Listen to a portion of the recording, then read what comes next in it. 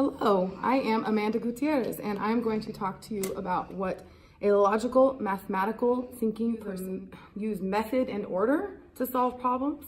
And they can solve math problems in their head and do puzzles and games very well. Their strengths are math, logic, patterns, and problem solving. So a logical mathematical intelligence person, in a classroom specifically, they would like to see math problems solved a different way. They would like to know, like, say the teacher wants to come up with a hypothesis if you're in a science class, but that mathematical, logical, vice versa student would like to have a solution at the very end that would make them at ease. So things that they could do in the classroom to enhance or be more productive with their learning style would be organize a collection. If you so happen to use poetry, you could like show them the different patterns so they feel like there is some logical sense to this poem. It's not just someone's feelings. And then solving math problems a different way. Skip counting by twos, by tens, by hundreds, because there is a certain logic to mathematical problems. I'm going to show you a mathematical problem, how we could solve it. So these numbers I wrote up previously.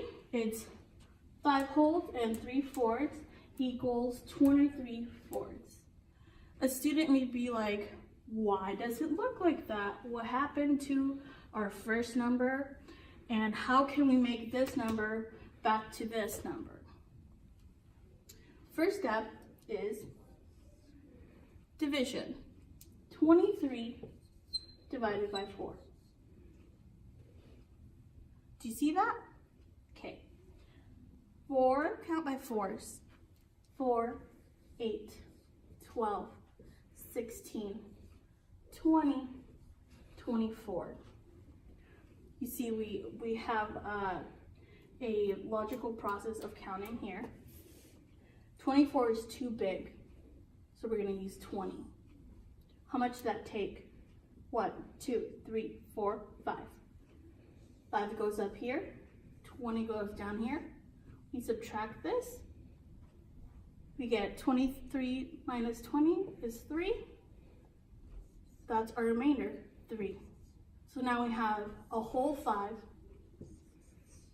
remainder of a 3, and our denominator of 4. We have the same number with our beginning number. And that's how you solve a math problem with logical mathematical thinking. Logical mathematical learners have been Albert Einstein, Mark Zuckerberg, and a lot of other guys who have had a lot of fortune due to their thinking process. So it helped them acquire the skills and tools they needed to become successful. So I think it would be awesome for us to ingrain this to our children in school so they can become one of those guys in the near future.